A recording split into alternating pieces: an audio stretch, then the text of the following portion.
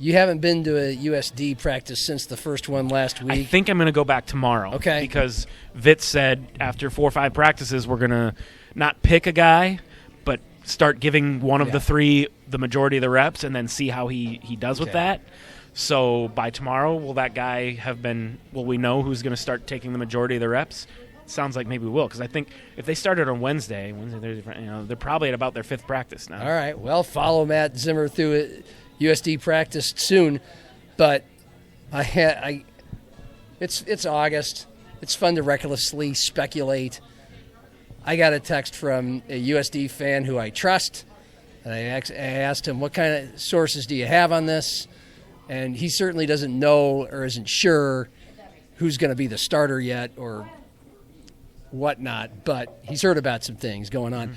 Shanny, I have a Mick Ultra Zero. I got to slow myself down because I've got a Canaries game tonight, but I want to feel like I'm drinking a beer with you. Are you all right? You look like you were about to fall asleep just a minute ago when I was talking. Yeah. No. Am I that boring? Or Yes. No, this is as lively and interesting, I think, as you've ever been. It's August. We're excited hearing about football, but yeah, maybe the Tito's is making me sleepy. I don't know. It usually does like an hour later, but I guess I had my first one an hour ago. No. I got a text, and it was a person, and it was a guy on a jet ski, because the new kid from the 2-time Colorado Gatorade Player of the Year, Austin Majetsky is how you pronounce it, and so that's all I did. And I'm like, I know what you're doing there, and are you well sourced? And he just said, I don't know, I don't know exactly what's going on, but it sounds like he's getting some number 1 reps. Doesn't mean he's getting all of them or he's going to be the starter, but. Not that we can be surprised about this. I've never seen him. You saw him the other day. Thank you, Shanny. That was great work. I don't need olives. Do you need olives? No, I'm good. No, we're not olive people. Thank you, though. Can I stay out of the camera? Are you ready for NFL Sundays?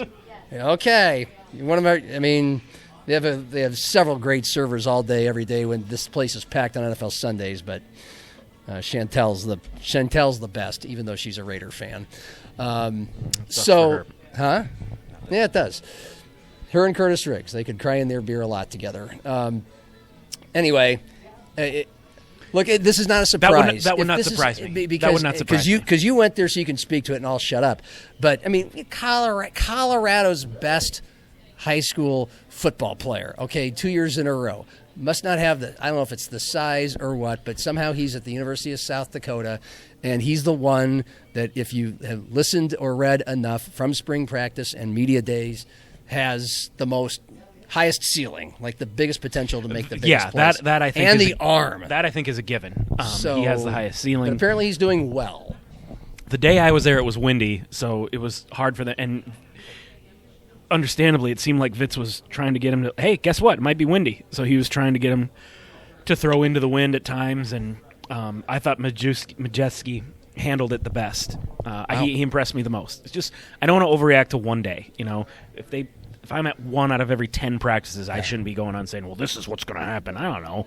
But I can tell you what I saw the one day I was there. Yes. And the one day I was there, Majewski was the best passer. Yeah, there you go. So we'll find out more tomorrow. Other than that, again, you unloaded a lot of your thoughts from your first one, or the first one last week on this show. But what else besides the quarterback battle captivated you from there? Or does in general as a storyline? Well, I keep hearing that they really like their receiver room, and that's interesting because there really isn't anybody proven there. Now, that doesn't mean they're not good. So we'll see what happens there. Tyson Bowes.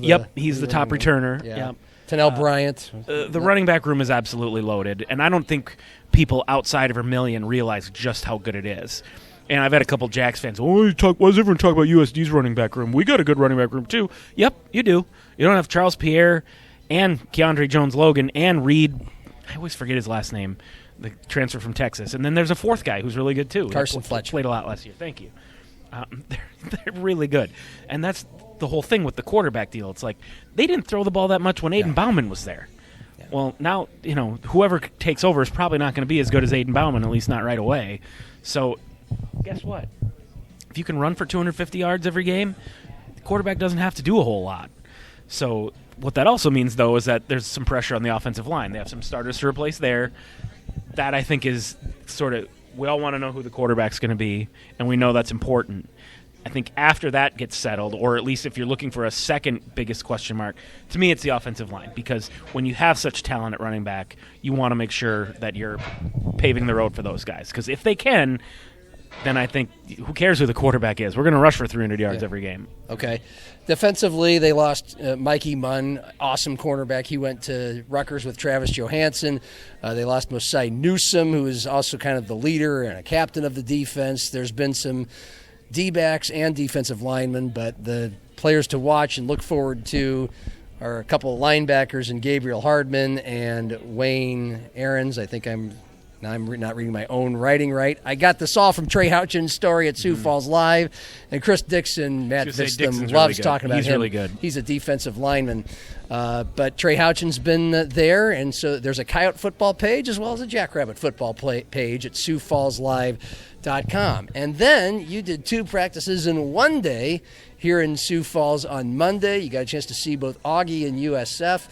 The Vikings picked to finish 3rd out of, 13, 14, 15 in the Northern Sun. USF picked to finish 4th. We had Tom Frederick here last week. He's the voice of the coup. He's picking USF 3rd, which is, I don't doubt him because they were splitting hairs, but of course he thinks they're going to beat Augie, and that's going to be the difference maker. But we'll start with Augie. Your overall thoughts? Gunnar Hensley is really, really good. He is a Division I quarterback playing at a Division II program. Wow. And we saw how good he was last year. He was well on his way to being the NSIC Player of the Year, and then he broke his leg. I don't remember what it was, but he had 14 touchdown passes and 0 interceptions when he went down. Lucky for Augie, Rich Lucero stepped in and was great too. But he was a freshman, and they kind of figured him out at the end of the year. They lose 2 games. It cost them the conference title. And he stuck around, right? He's back? He did, which credit to him. Yeah. OJ was telling me that he kind of wondered, like, well, okay, a guy plays as a freshman, he'll go somewhere else. Put some awesome things on tape? Yeah, he's like, no, I'm a Viking. I want to be here. I'll get better playing under Gunnar. Gunner's only got 1 more year. Yeah. So that probably means Rich is going to be the guy next year. I don't know if Gunnar has got an NFL potential. You see this Jack Strand from Moorhead is getting #1 reps for the Falcons right now. But he's that good. And I think, in a weird way, Gunnar getting hurt last year helped the Vikings. I think if he plays that whole season, he's going to put up stupid numbers. Augie's going to win the NSIC, go back to the playoffs. He's probably in the portal making money. He might be USD's starting quarterback right now. I think they should have made a play on him anyway. But he's really, really good. And they have a really good backup in Rich Lucero.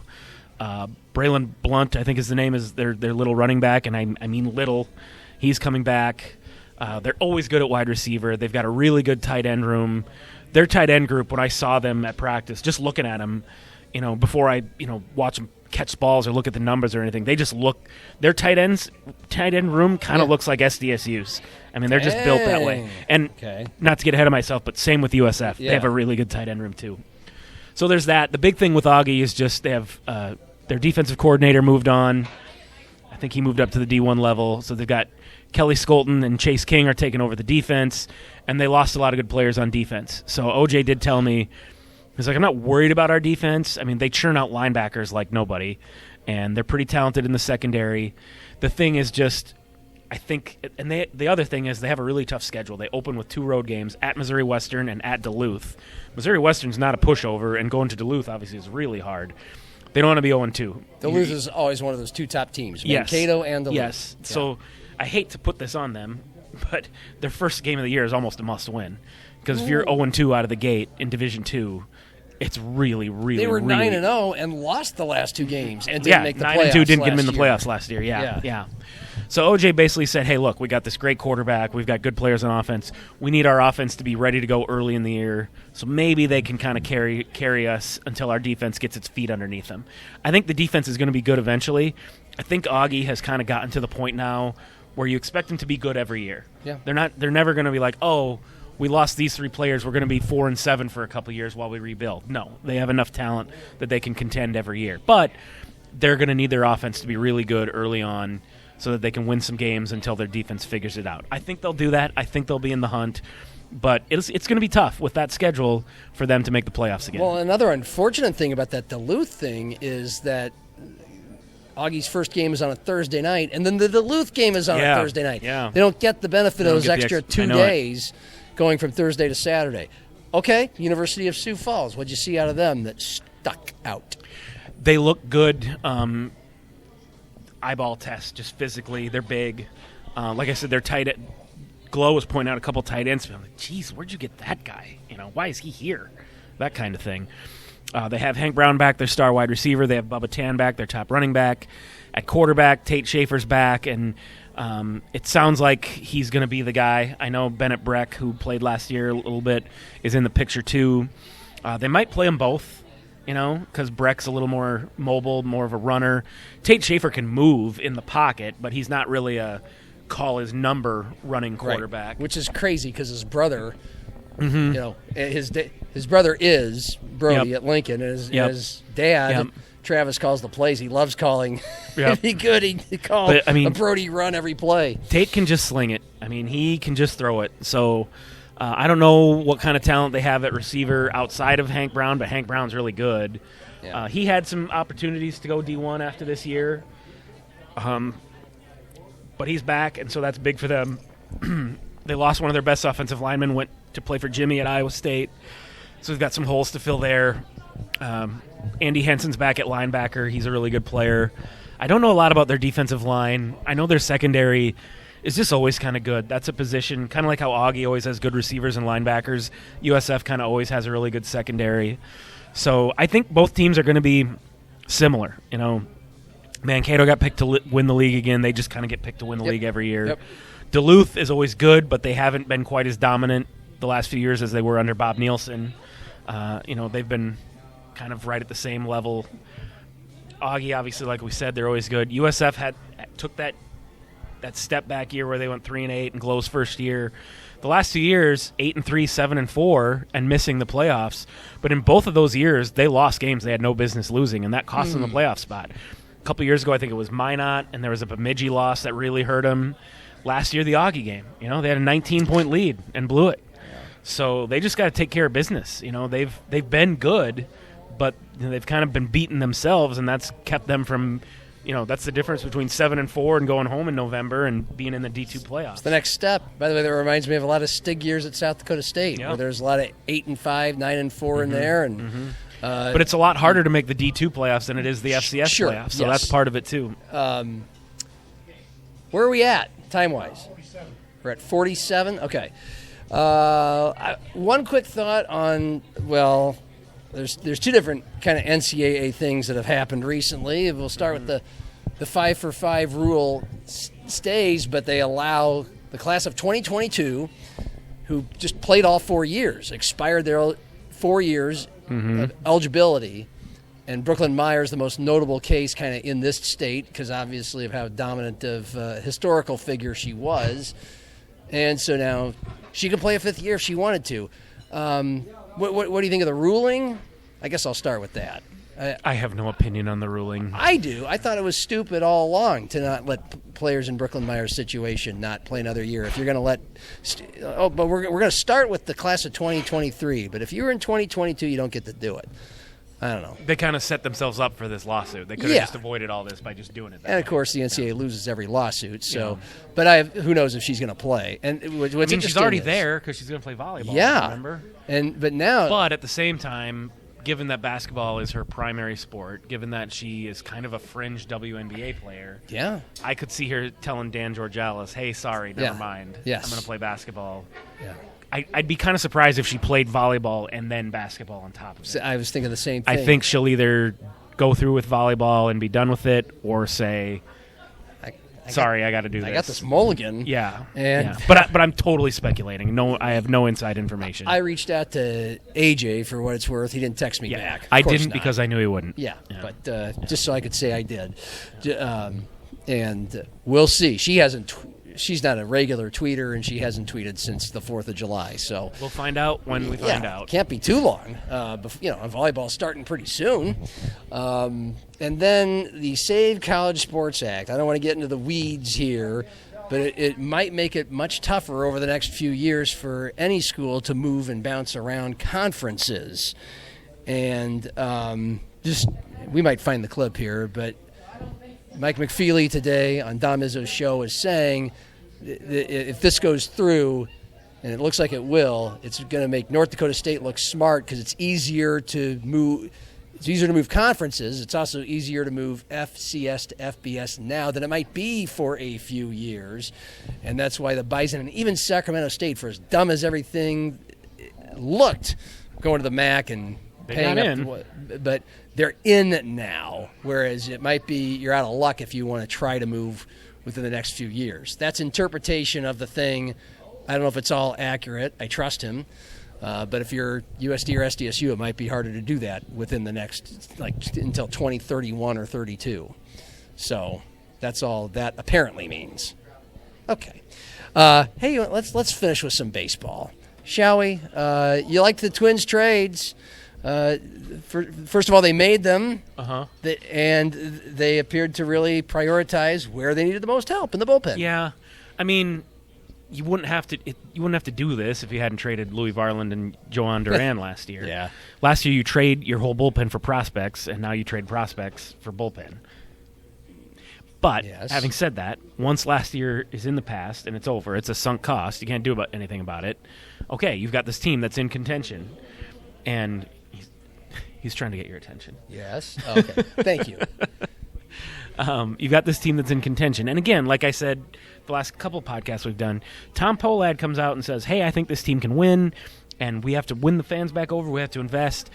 I got to give the guy his flowers. I said, going back to February and March, that from the moment he took over from Joe, he at least said all the right things. He recognized exactly why people were pissed, exactly all the stupid things his brother Joe said, and was like, I need to correct this specifically. And he addressed all those things and said all the right things, and it's like, great. I appreciate, at the very least, that you recognize why we're pissed at you, we as in fans in general, and are, at least able to see what it is. But are you going to actually do anything about it? Is anything going to change? They didn't do anything in the offseason to bring, and that's why people were already pissed about the fire sale thing. Yeah. Then you go through the offseason and don't really add anybody. Josh Bell, okay. And you have this you traded all your relievers away, and you have what is shaping up to be the worst bullpen anyone has ever seen. Well, okay. The team surprises us and is better than we thought. They have an opportunity at the trade deadline. They could have said, hey, yeah, we're 55-55, but we clearly see this isn't a World Series team, and we can trade Joe Ryan and Ryan Jeffers and Trevor Larnach and Josh Bell and get prospects. So, sorry, fans, I know what we said, but we have to do this. It's the right thing to do. And there's a very strong argument to be made that is what they should have done. But Tom Pohlad had made all these claims and said, I'm going to do this, I'm going to do this. He kind of had to, as I said a couple times, put up or shut up. Put your money where your mouth is. Do the thing you said you do, and he did it. Yeah. They went out and traded for 4 pitchers. And the starter they got is kind of whatever. But all 3 relievers they got are pretty solid. They're not better than Louis Varland, but they're pretty solid. And they didn't trade Joe Ryan. They didn't trade Ryan Jeffers. There was rumors that they were shopping Trevor Larnach. Well, he's been their best hitter, certainly without Byron Buxton in the lineup. I'm glad they didn't trade him either. I don't know if they're going to make the playoffs. They're certainly not going to win the World Series. But I have to at least give Tom Pohlad the credit that he's backed up his words. But if you wanted a 3-bullet point, presentation on why, or summation of why the Twins are what they are, right around 500, pretty damn good offense, leading run-producing team in the American League, highest-scoring team in the American League. Pretty solid starting rotation since June 1st. Bullpen blows it a lot. That's a typical game. Right. Well, the bullpen lately has been a lot better. Well, guess what? It's entirely different bullpen than when you had at the start of the season. Yeah. It's been pitching a lot better lately, even before these trades. But that's because they went out and got Yoendrys Gomez off waiver wire. He's been pretty good. They called up Andrew Morris, who's turning into an impact arm. He looks really good. Well, he didn't even make the team. He was in St. Paul to start the season. And then you go out and get a Tommy Nance. And then you go out and get A.J. Minter, who's good. Now you get Jeff Hoffman, who's pretty good. Jack Anderson, a guy they picked up off the waiver wire, has been pretty good since they picked him up. all of a sudden this bullpen looks pretty decent. It's a completely different bullpen than the one that we started the season with. That's why fans were so mad. It's not like the fans were wrong about the bullpen being bad. The fans were right about the bullpen being mad. They just switched it out with better players. And the main name on the trading marquee, Jeff Hoffman, this guy from Toronto, one of the highest in the majors strikeouts to walk ratio. That's great. That's what you want from a guy coming in relief. He's like 75 Ks in 48 innings or something. That's nuts. 75 to 18 walks. He is the guy that blew a save in Game 7 of the World Series, but whatever. What have you done for me lately? 1.21 ERA in his last 23 appearances. Yeah, he's been pitching well of late. A little more reliability coming up from the bullpen. Do you want to? We're going to go over our time, but that's okay. Do you, Skubal? Thoughts on the Skubal trade? I do not share the Dodger hate. Dodgers are doing what they're trying. They're trying to win. Good for them. Yeah. I wanted to talk to you about your St. Paul Saints experience, but you wrote all about that at SiouxFallsLive.com. Very interesting column on how being a Twins AAA affiliate has affected them. It was cool. Yeah. I went to a few Saints games at CHS when they were still in the American Association, and it was fun, but I didn't pay nearly as much attention to the game. Yeah. Coming back this time, and there's Walker Jenkins, there's Kalen Culpepper, there's Manuel Rodriguez, there's Andrew. It was way cooler. Good. Yeah. It's a great column to read. And meanwhile, the Canaries are home all week through Sunday. This is a team that is 11-5 since the All-Star break. Coming on strong. Zach Borg did a wonderful feature on Mike Hart, who's been with the team for a decade, the heart of the team. Check that out at Midwest Sports Plus. And bobbleheads on Friday. Got the Happy Gilmore and Bob Barker fight scene bobbleheads. Now, if you're one of the first 400 people at the gates on Friday, you'll either get a Bob Barker or Happy Gilmore bobblehead because it's a set. You get one of the two. So that'll be a fun night on Friday, fireworks after the game. Thursday's a big fundraiser for Ryan Richardson, who was on the Canaries roster last season. He was a pitcher last year. Was going to be on the team this year. He got cancer. He's been battling it. He had immunotherapy today. And I love this story. You have some season ticket holders who really, it's not a huge group of people, but some of them really are invested, literally and figuratively, in these players. He's one of these players that's a young guy who didn't want to or can't afford to live in an apartment this summer, so he's staying with a host family. Anyway, it's expensive to go through cancer, so a couple season ticket holders decided to have basically a Ryan Richardson night. It's called Ribbons for Ryan. They're going to have specialty jerseys on Thursday night, and it's one of these deals just like our country night on Saturday when the players will be wearing sleeveless flannel jerseys and tight faux denim jeans. But one of these things you can auction, bid on the jersey, and the proceeds for this one on Thursday will go entirely to Ryan Richardson's cancer treatments and these fans who hatched the idea. Doug and Lori Van Noort. They're big AC/DC fans, so it's basically an AC/DC night, and the Canaries logo looks like the AC/DC logo. So we got all of that. If you haven't been out to a Canaries game this year and you're thinking for a good one and maybe you're thinking this is the week, that's a good night because that's truly going to be a community-driven event. There's going to be all kinds of door prizes, as you would say, for courtside seats, maybe to sit next to your dad at a Skyforce game, or a $75 gift card to Shenanigans, or half-carat diamonds from Greenberg's. All those things, raffle tickets, all proceeds go to Ryan Richardson. So maybe I'll see you. Maybe I'll see you at the ballpark. Am I going to see Cordell at the ballpark? Yeah? One of these next 6 nights? Maybe. Right. Okay. Meanwhile, you'll be at football practice, and we're getting closer. Gateway Lounge, Saturdays and Sundays. Get ready for it. It's coming. Jackson Yotes on August 29th. For video producer Cordell Wright and Matt, I'm John. Happy hour. Cheers.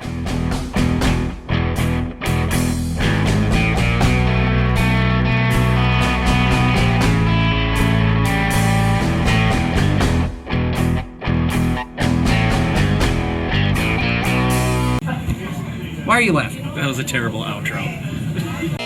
You. You guys need another round of drinks? Yes.